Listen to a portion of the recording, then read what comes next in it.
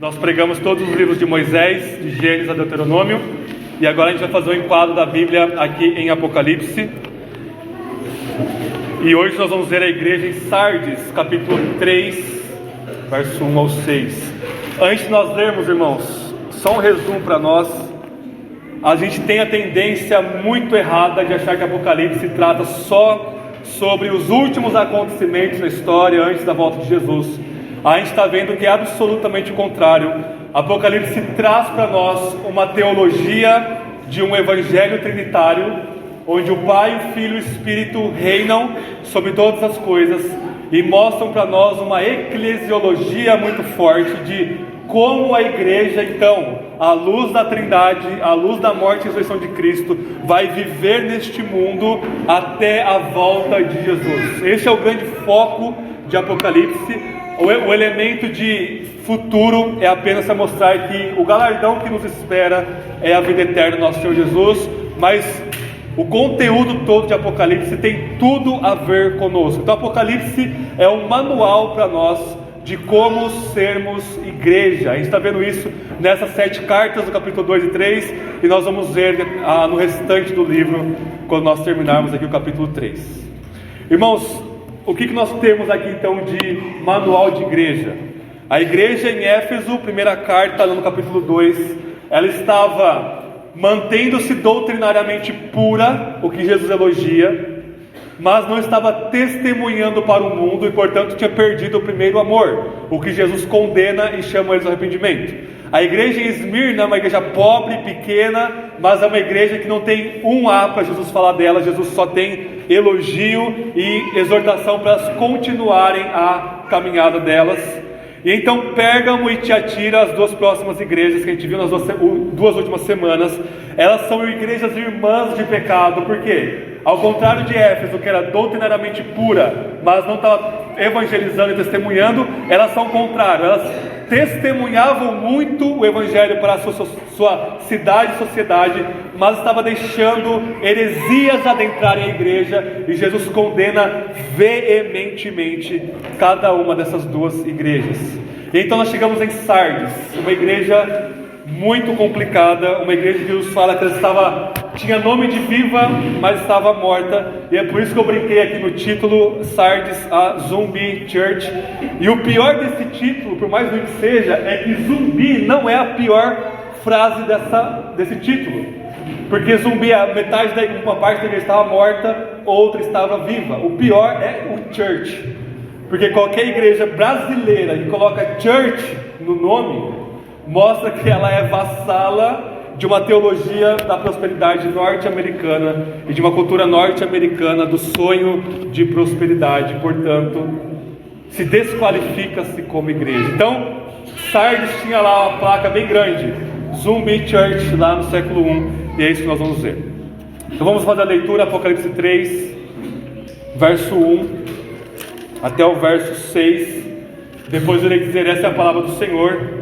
E todos os que creem respondam com amém. Nós iremos orar mais uma vez. Escreve ao anjo da igreja em Sardes: assim diz aquele que tem os 7 Espíritos de Deus e as estrelas: conheço as tuas obras. Tens fama de estar vivo, mas estás morto. Fica alerta e fortalece o que ainda resta, estava para morrer, porque não tenho achado as tuas obras perfeitas diante do meu Deus. Portanto, lembra-te daquilo que tens recebido e ouvido, obedece e arrependa-te, pois se não estiveres alerta, virei como um ladrão, e tu não saberás a que hora virei contra ti. Mas em Sardes também tem algumas pessoas que não contaminaram suas vestes. Elas andarão comigo vestidas de branco, pois são dignas. Assim, o vencedor será vestido de vestes brancas. De maneira nenhuma arriscarei o seu nome do livro da vida, mas pelo contrário, reconhecerei o seu nome diante de meu Pai e dos seus anjos. Quem tem ouvidos, ouça o que o Espírito diz às igrejas. Essa é a palavra do Senhor. Amém. Vamos orar mais uma vez?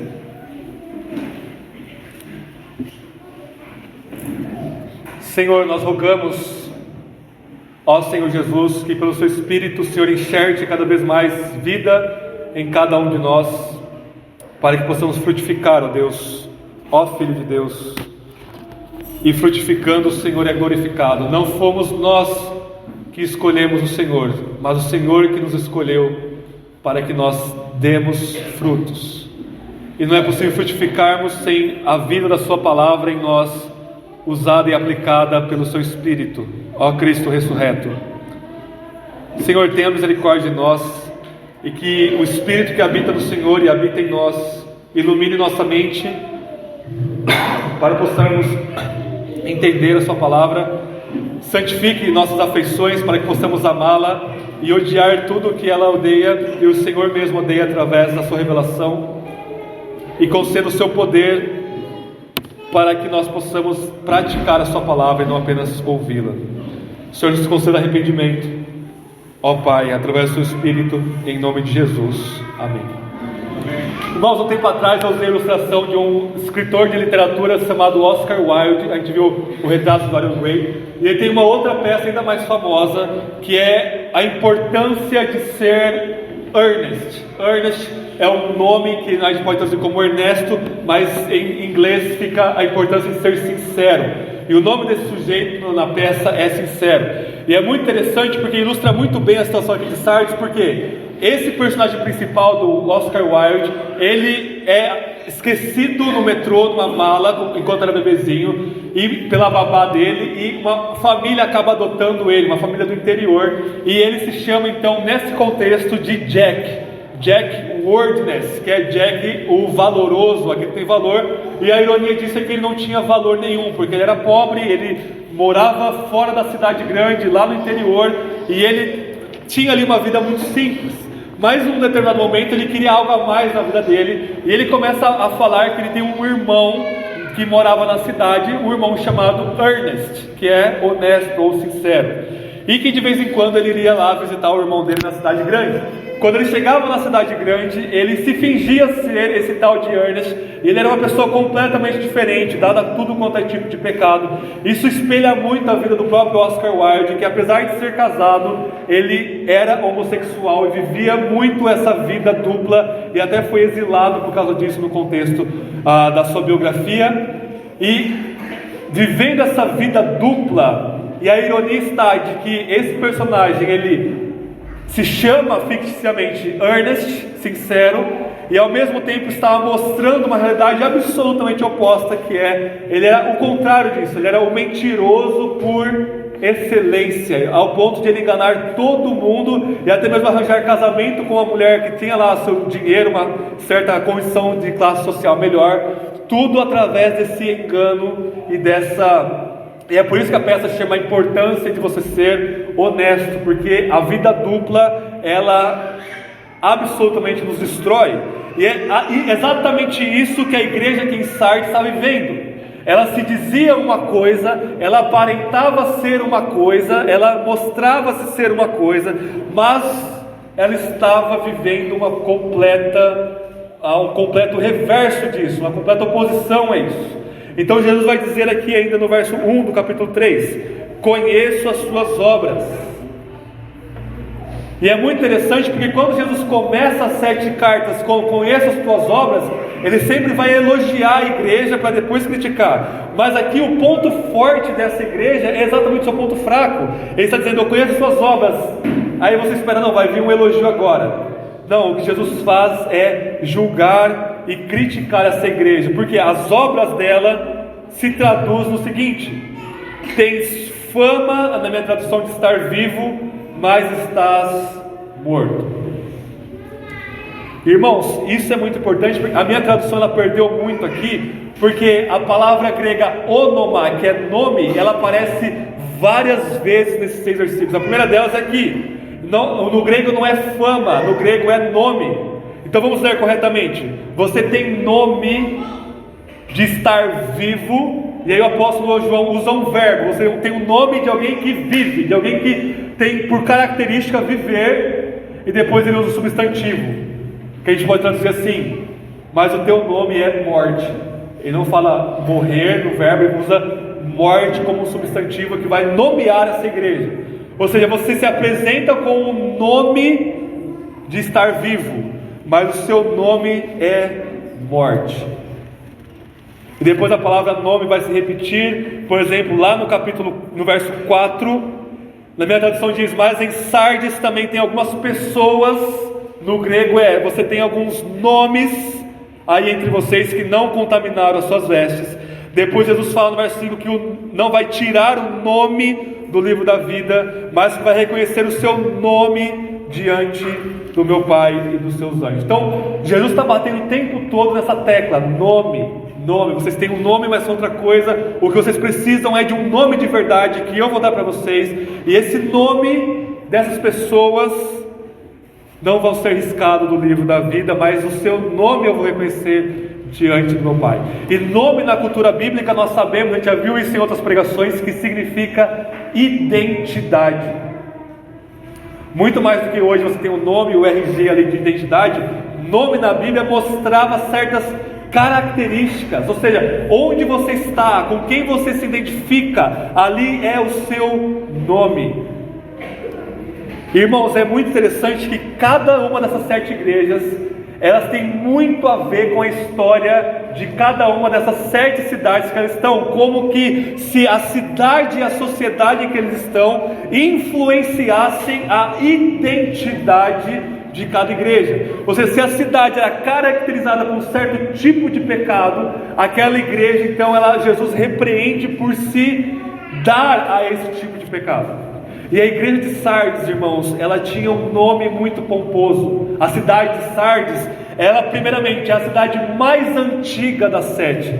Ela foi fundada no ano 1200 antes de Jesus. Quanto que é isso para trás? Você pensa em Moisés, que é ano 1400 alguma coisa, 100, 200 anos depois, a cidade de Sardes, ela é construída ali. E ela é construída no meio de montanhas, irmãos, e pela geografia da cidade, ela tinha uma fama nesses 1000 anos de existência, até aqui o primeiro século, de ser inviolável, impenetrável no sentido bélico e de guerra. Ou seja, as muralhas de Sardes e as montanhas que cercavam eram tão majestosas, tão grandes, tão perfeitas, que lá foi, digamos assim, o centro de resistência de muitos impérios pela qual ela passou ao longo da sua história. Então ela tem muito nome, muita história.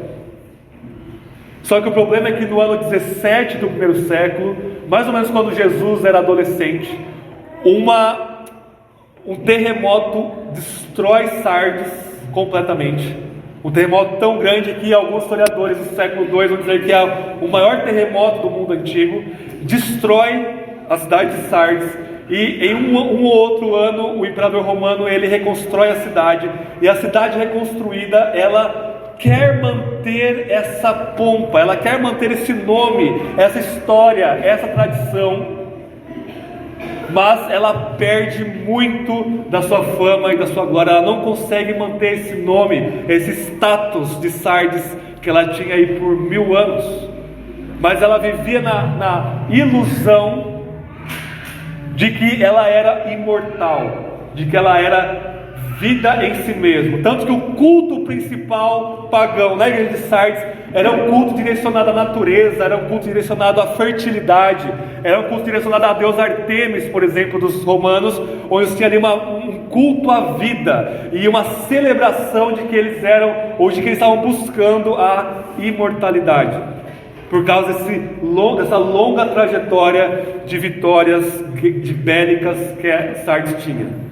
E quando aquela igrejinha em Sardes, dentro desse contexto, ouvindo essa história desses 1200 anos de tradição, desde que nasceram, isso entra na igreja, irmãos.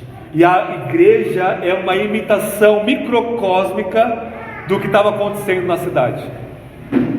Ou em outras palavras, Sardes poderia estar se gloriando de tempos antigos da sua inauguração. Lembra que a gente está no ano 90 do primeiro século, então ela pode ter uns 30, 40 anos de existência. Então a primeira geração de Sardes era uma geração muito viva, tinha uma tradição muito boa, foi fundada por alguém muito próximo dos apóstolos, por exemplo. Mas essa geração da década de 90 estava em completa decadência. E isso fala muito para nós, irmãos, porque você se apegar a uma tradição viva, mas ela ser o seu alvo último, a sua identidade última, o seu nome último, nós podemos estar mortos. Então a gente colocou lá uns dias atrás uma placa gigante na nossa igreja: Igreja Batista Reformada de Atuba. O nome não significa nada, a não ser que mostra para o mundo a nossa confissão de fé. Mas a gente está falando, olha, nosso nome é reformado. Nossa tradição não vem do século passado, não vem de seitas e heresias, vem do próprio século XVI e XVII, com os reformadores, os puritanos.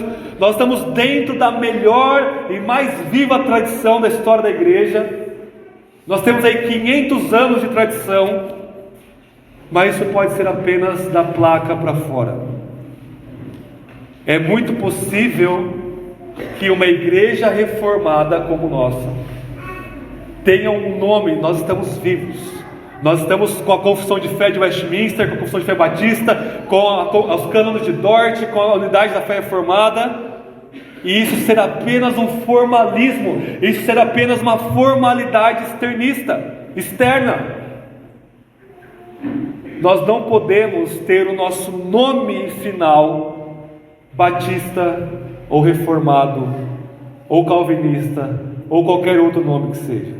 O nosso nome é cristão. Cristo é a nossa identidade.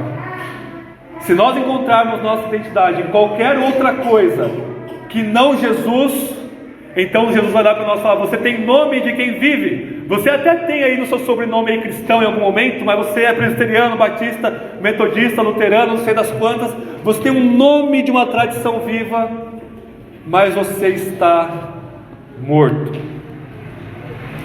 E não somente isso, irmãos, não somente no sentido de tradição influenciando a igreja, mas olha o que o texto diz, verso 1 ainda: conheço as tuas obras. Então Jesus vai associar essa mentalidade de tradição morta com obras. E o fato de Jesus conhecer as obras das mãos dos sardianos aqui é o que caracteriza eles como mortos. E olha o que Jesus diz, virem a página aí, vamos na minha Bíblia, verso 2: fica alerta e fortalece o que ainda resta e está para morrer, porque não tenho achado tuas obras perfeitas diante do meu Deus. A palavra perfeita aqui no grego, ela sempre tem um sentido de, não de impecabilidade nesse lado da existência, mas de completude, de maturidade. Jesus está dizendo: olha, vocês não estão terminando, vocês não estão levando a completude as obras que vocês estão fazendo. Ou seja, vocês falam que vão fazer uma coisa, fazem outra, as obras de vocês não são perfeitas, não são plenas, não são completas, não são maduras diante do meu Deus.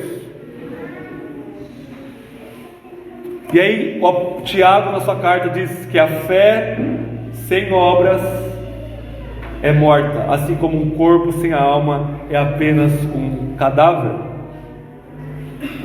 Jesus está dizendo a mesma coisa aqui com outras palavras. Sardes, vocês dizem: nós temos nome de cristão, nós temos nome de tradição bíblica, nós temos nome de quem vive, mas o que nos caracteriza como mortos, Jesus vai dizer, é as nossas obras e a falta delas. E aqui não é exatamente a falta delas, irmãos, porque a falta delas já descaracteriza essa igreja como igreja, é a não perfeição, é a não completude. Então Jesus exige de cada um de nós, e nós como um todo, perfeição nas obras, maturidade nas obras. Não é você fazer algo para o Evangelho, algo para Deus, meia boca. Eu vou para a igreja, mas eu vou reclamando. Eu vou fazer isso, mas eu vou reclamando. Eu vou limpar o salão, mas eu não estou disposto a isso. Hoje eu não quero ir para a igreja. Hoje eu não quero fazer isso. Jesus dizendo: vocês têm nome de quem está vivo. Você está numa igreja saudável, você fala para os outros que você é cristão, mas nada disso importa se não vem carregado por obras plenas diante de Deus. E é o que nosso irmão Rafael leu hoje lá em Mateus. Jesus olha para os fariseus e dizem: vocês são sepulcros caiados, sepulcros brancos. E aqui de novo, eu trabalho nesse ambiente de morte, eu trabalho no serviço de verificação de óbito. Tem uma irmã aqui na nossa igreja que trabalha em funerária, e nós sabemos que existem caixões magníficos e caríssimos que hoje são feitos. Então, se você é uma pessoa de uma condição financeira boa, alguém da sua família morre, você não, vou comprar um caixão muito bom para essa pessoa. E por fora o caixão é belíssimo, e por dentro tem lá um corpo em putrefação, um cadáver em um cheiro absurdamente insuportável. O cheiro de um morto é insuportável. Por isso que as funerárias, elas precisam, depois que se faz a necropsia, elas se precisa tratar do corpo. Precisa tratar do corpo, colocar lá formol, colocar lá um monte de coisa, para que nós consigamos ficar no funeral. Se não houvesse esse tratamento das funerárias, não haveria funeral. Ninguém conseguiria ficar perto de um morto.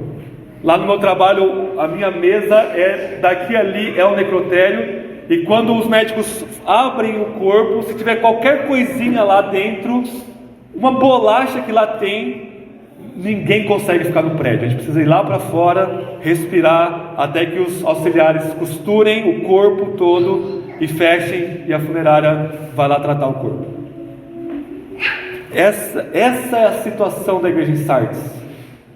Jesus está dizendo: olha, você está se maquiando tanto, espiritualmente falando, colocando tanto formol exterior, se esforçando tanto para ter um nome de quem está vivo, mas se eu chegar perto, Jesus está dizendo, e eu chego tão perto que eu conheço as suas obras, eu sinto o fedor, o aroma fétido, quando isso entra nas meus narinas, Jesus diz: morte. O nome de vocês, igreja em Sardes, é morte.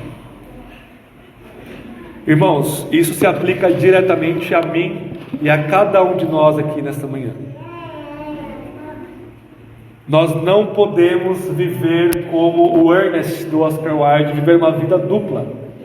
Nós precisamos de fato saber a importância de ser honesto, de ser sincero, por mais que isso vai diminuir a sua fama pública, o seu nome público. Então há um esforço muito grande numa cultura absolutamente mundana de ministério pastoral, onde o pastor ele é visto como super-herói impecável, ungido do Senhor. Todos os pastores, eu afirmo isso sem medo de errar, todos os pastores que mostram uma pompa de religiosidade, mostram uma pompa de seus vestimentas, de nariz empinado, de eu estou aqui no altar e vocês estão aí embaixo, mostram essa superioridade, todos são igual Sardes, tem nome de vivo, mas por dentro é só podridão. O que nós somos em casa, nós precisamos ser em público. É claro que existem dinâmicas diferentes, é claro que a gente se revela mais para a nossa família, mas a gente não pode revelar o contrário aqui na igreja, e no nosso trabalho, e na nossa faculdade, e no público.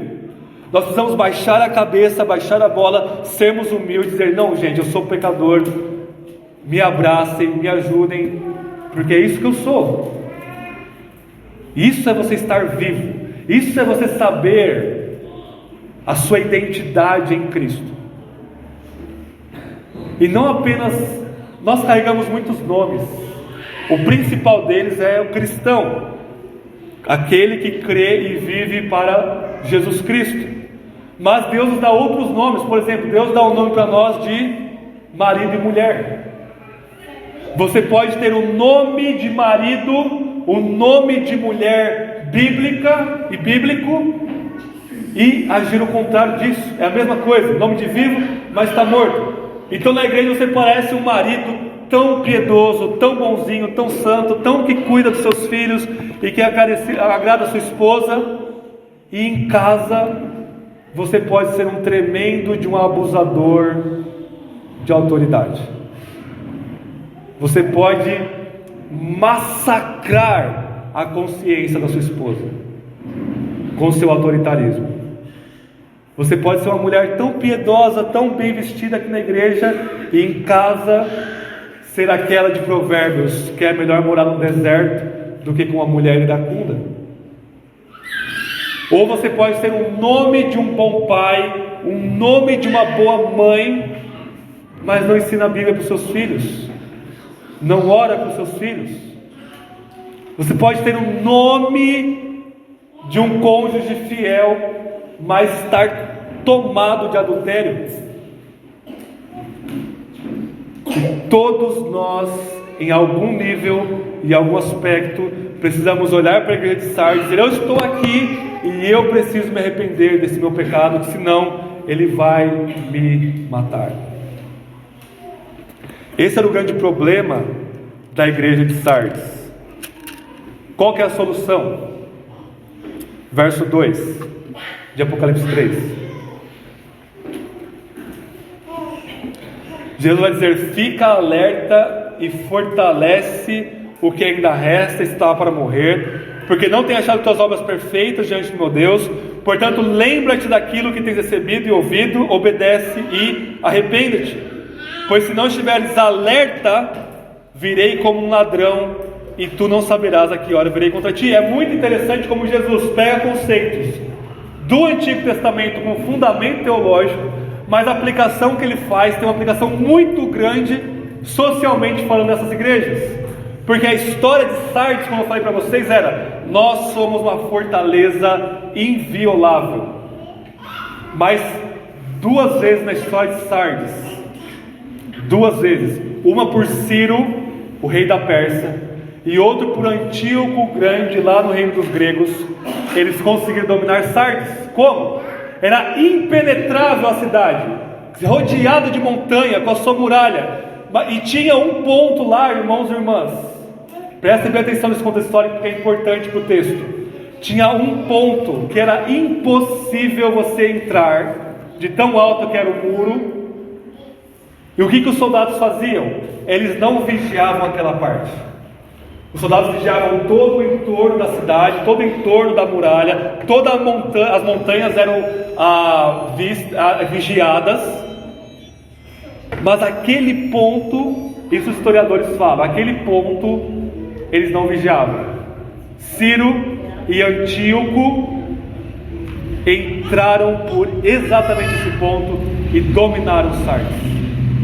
Exatamente essa memória social, histórica da cidade que Jesus está trazendo à tona aqui. Ele está dizendo: fiquem alerta, fortaleçam o que vocês têm ainda. Ou seja, vamos supor, 80% da igreja estava morta, 20% estava viva. Jesus está dizendo: olha, cuida desses 20%, porque senão vocês vão acabar completamente. E Jesus está dizendo: se vocês não se arrependerem, eu vou vir contra vocês como um ladrão na noite. Jesus usa essa analogia lá nos evangelhos, a gente viu hoje em 1 Tessalonicenses 5, para falar da sua segunda vinda. Ou seja, quando Jesus voltar, vai ser tão surpresa para o mundo, que eles vão estar tão sossegados, que a gente viu lá em 1 Tessalonicenses 5, que Jesus fala: eu vou vir como um ladrão da noite, contra vocês, vocês vão ser destruídos, por aí vai. Só que aqui não está falando da segunda vinda dele, está falando dele vindo contra a igreja de Sardes, para julgar e acabar com aquela igreja.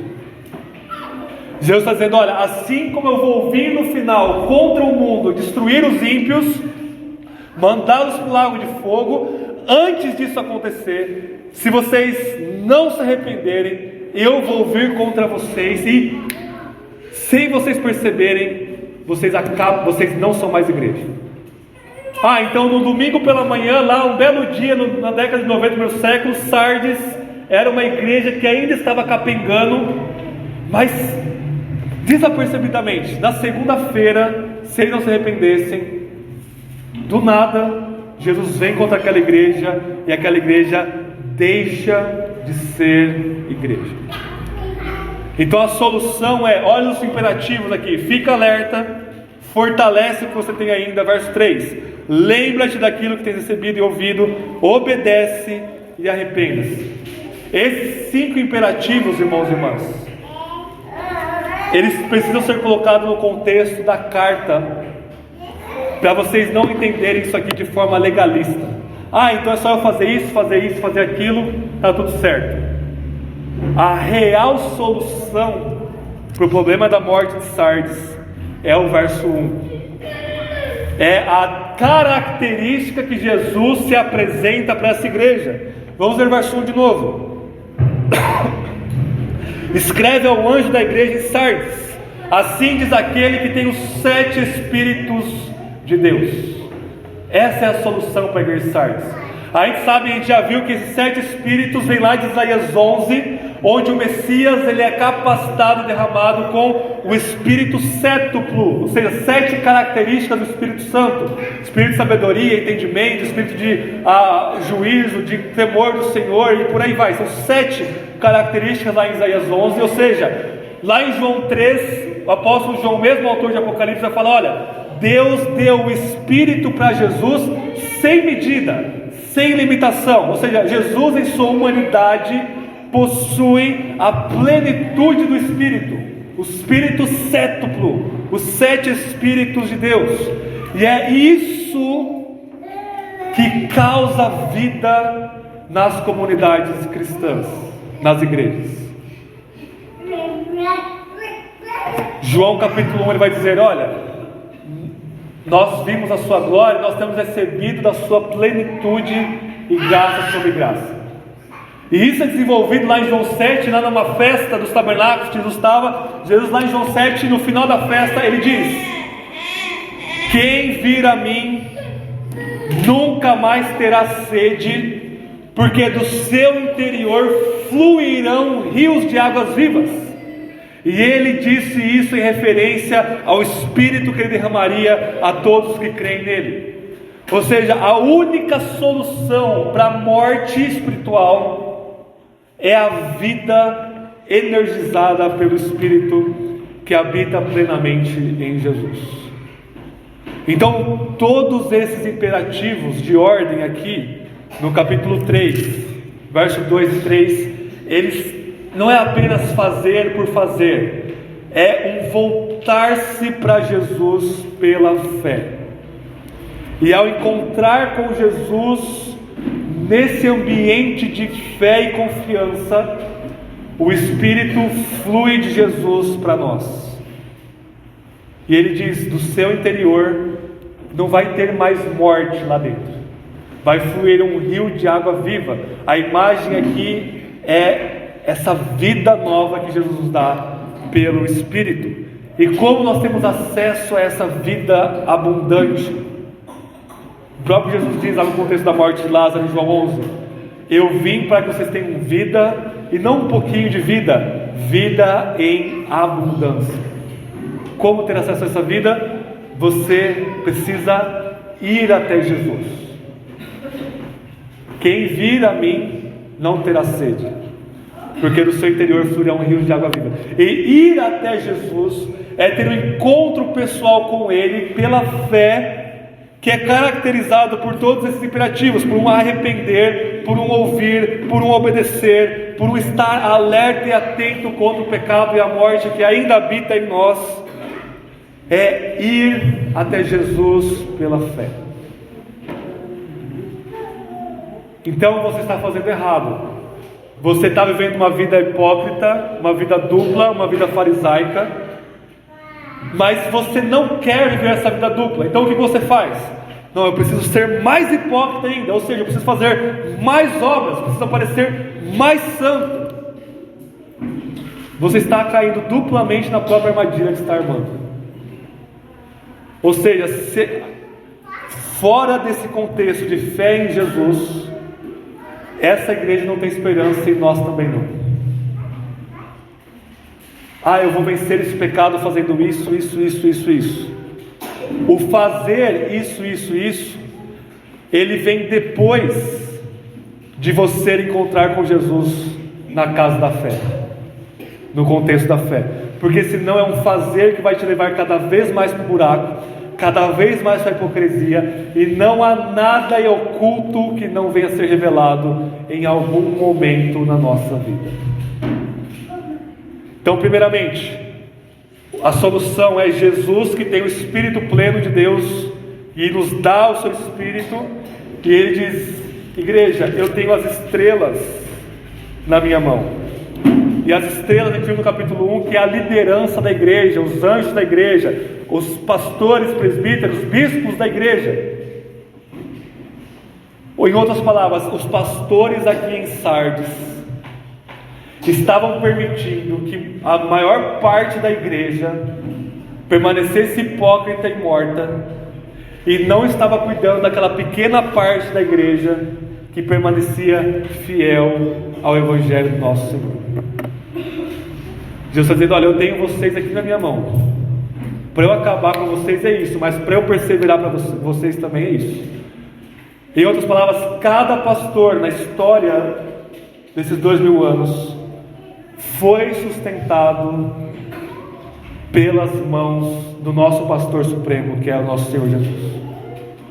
O único motivo de eu ocupar esse púlpito semanalmente desde 2012 com a mesma constância e crescimento não é porque eu sou melhor do que ninguém, ao contrário. Deus e Jesus escolhe as coisas fracas e loucas deste mundo para confundir as fortes. Então o único motivo de Deus escolher e usar qualquer um de nós é o fato de nós sermos inúteis e inutilizados. Não é porque eu tenho mais dinheiro, na verdade não tenho educação. Alguns de vocês têm a ilusão que eu sou inteligente, mas eu sou ignorantíssimo, por isso que eu tenho que ler mais do que os outros. Não é porque eu tenho mais espiritualidade, não é porque eu tenho mais santidade, não é porque eu sou mais bonzinho. É o exato oposto disso. Cada pastor é sustentado pela mão onipotente de Cristo. Nós cantamos hoje: nem os demônios do inferno podem nos arrancar da mão do nosso Senhor. Mas se por um lado o pastor fiel ele pode descansar por estar nos braços de Jesus, os pastores ruins aqui, eles precisam se arrepender e temer. Se escrever um exemplo que ilustra muito bem isso aqui, irmãos. Logo no seminário, muitos anos atrás, eu descobri que existem pastores que se dizem calvinistas, que se dizem reformados, da mesma tradição que a nossa, mas cuja igreja é 100% oposto a ele, é 100% arminiano. E ele não faz absolutamente nada em relação a isso. Esse é o tipo de fé reformada mais inútil que existe. Por quê? Se a igreja ela cultua o livre-arbítrio, ela é arminiana, e o que está saindo daqui da pregação deixa a igreja confortável, é porque a Bíblia não está sendo pregada. Pastores estão, talvez por medo de homens, talvez por querer manter números na igreja, talvez por querer manter nome, fama, popularidade. Eu tenho minha teologia particular aqui minha, mas o que eu prego na igreja abençoa a igreja, é da mesma forma, e a igreja fica nesse estado de heresia, mornidão e frieza e dormência espiritual.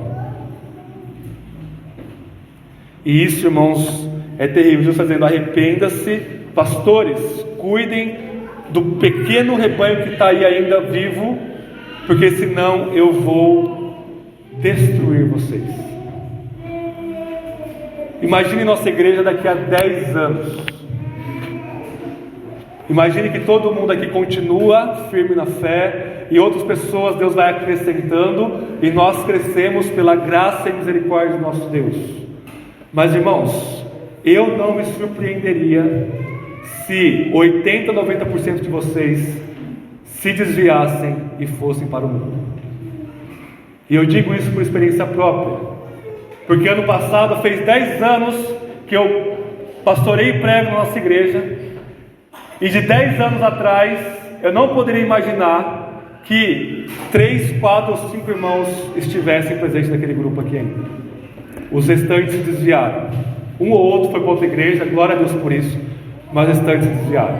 Eram jovens muito mais firmes do que eu, com muito mais Bíblia na cabeça do que eu, com muito mais aparência de piedade do que eu. Eram senhores mais velhos calvinistas roxíssimos, até o tutano do osso eles falavam. E você, nossa, que maravilha! A nossa igreja tinha nome de vivo, mas estava morta, exatamente como a igreja de Sardes. E Jesus lutou contra nós, e isso é terrível. Mas irmãos, não se enganem, o Evangelho continuou sendo pregado domingo após domingo, e é isso que purifica a igreja. Então, se eu perder 90% de vocês, não tem problema. Perder o meu salário, eu pastorei vocês por anos e anos sem ganhar um centavo, na verdade pagando, com muita alegria,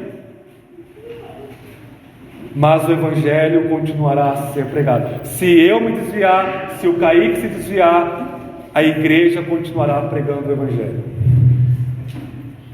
Nós não podemos negociar a verdade e manter a igreja com uma aparência de vivo, mas estar morto. A disciplina precisa ocorrer, não importa quanto nós perdemos ou perderemos, porque o que importa é a pureza da vida do Evangelho, e só tem igrejas que se mantêm puras doutrinariamente e mantêm o seu testemunho ao mundo ativo, como Jesus está exortando as igrejas aqui. Qual que é a recompensa? Para caminharmos para o fim, nós sempre temos então Jesus julgando a igreja, elogiando a igreja, a recompensa por perseverarem. Verso 4 de Apocalipse 3: mas em Sardes também tem algumas pessoas, alguns nomes, que não contaminaram suas vestes. Elas andarão comigo vestidas de branco, pois são dignas. Primeira recompensa é essa nossa vestimenta absoluta, perfeita na nova criação. Irmãos, Adão e Eva foram criados nus, e aquela nudez, ela não era desenvergonhada, porque era uma nudez de inocência, mas não era para eles continuarem nus. Como nós sabemos disso? Adão e Eva era rei e rainha da criação, sacerdote e sacerdotisa da criação. E no Antigo Testamento nós temos que o rei, ele precisava vestir a sua roupa real, a sua roupa régia, para mostrar que ele era rei. E o sumo sacerdote vestia toda a sua roupa sacerdotal, com pedras preciosas ali, todo um simbolismo, para mostrar que eles estavam vestidos de acordo com a sua função. A vergonha da nudez, ela entra por causa do pecado. E agora nós não podemos ser expostos à nudez um do outro, senão no contexto matrimonial. Mas irmãos, na nova criação, Jesus vai dizer o seguinte: olha, espiritualmente aqui nós nos vestimos da justiça de Cristo, mas lá na nova criação nós teremos vestes reais e sacerdotais, vestes brancas, que de certa forma a nossa roupa sempre mostra algo do nosso coração. Então, se você estivesse vestindo pecaminosamente, isso mostra o adultério espiritual do seu coração.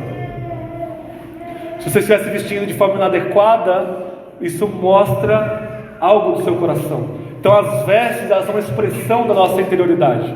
Jesus está dizendo: olha, por vocês não se contaminarem as suas vestes, vocês andarão comigo de branco, porque vocês são dignos. E o que nos torna dignos é o nome de Cristo que nós levamos conosco. Segundo lugar, verso 5: assim o vencedor será vestido de vestes brancas, e de maneira nenhuma arriscaria o seu nome do livro da vida, mas pelo contrário, reconhecerei o seu nome diante de meu Pai e diante dos seus anjos. Ou seja, se o problema deles era vida, Jesus está dizendo: se vocês se arrependerem, se vocês voltarem para mim, eu de maneira nenhuma arriscarei o nome no livro da vida. Isso não quer dizer que é possível que um eleito seja riscado no livro da vida. Isso, Jesus está dizendo o contrário, está afirmando que ele não vai riscar. Então, se você está nesse estado de dormência e se arrepende, quer dizer que você é um cristão e o seu nome de forma alguma é arriscado no livro da vida. Mas se pelo contrário você não se arrepende, você mostra que você nunca esteve lá, nunca esteve escrito neste livro. E a consequência é: reconhecerei o seu nome diante de meu Pai e diante dos seus anjos. Essa é a recompensa, irmãos. Jesus, Ele olha para você, Ele olha dentro dos seus olhos, lá no julgamento final, Ele se vira para o Pai, em uma perfeição absoluta de santidade, Ele se vira para os anjos que nunca pecaram, Ele olha para você e diz: vivo, santo, justo, entra no gozo do seu Senhor. Vocês conseguem imaginar? Diante do Pai, como juiz no julgamento final, diante da incontável multidão de anjos, você que perseverar até o fim, o próprio Jesus, não sou eu, não é a nossa igreja, o próprio Filho de Deus vai testemunhar: não, Pai, Ele pertence a mim, Ele tem o meu nome, Ele vai viver conosco para sempre. Essa é a recompensa. E ele termina dizendo: quem tem ouvidos, ouça o que o Espírito diz às igrejas. Nós sabemos que essa expressão se refere a Isaías no contexto de idolatria. Então, quem não tem ouvidos é porque está em idolatria, está espiritualmente surdo, não vai ouvir o que o Espírito diz às igrejas. Mas quem tem um coração renovado e transformado e regenerado, esse sim tem os ouvidos estampados, e esse sim ouve o que o Espírito diz às igrejas. E ouvir é sinônimo de obedecer. Qual que é a aplicação aqui, para nós encerrarmos? A hipocrisia é filha da idolatria, é uma manifestação da idolatria. Então você vive uma vida dupla, por quê? Porque você quer confessar Jesus publicamente, ao mesmo tempo que você quer guardar aquele seu ídolo, igual a Lia fez lá com Jacó, se não falha a memória, esconde o ídolo do seu pai Labão lá na sua tenda. Não, eu quero permanecer sírio, eu quero adorar aqui o prazer, a fama, a mentira, a imoralidade, isso e aquilo outro, mas ao mesmo tempo que eu sei que o evangelho é correto e eu quero publicamente testemunhar esse evangelho. Quebre o ídolo do seu coração com o martelo da palavra de Deus. Que todos nós nos arrependamos e voltemos para Cristo, que tem a plenitude do Espírito para nós. Amém?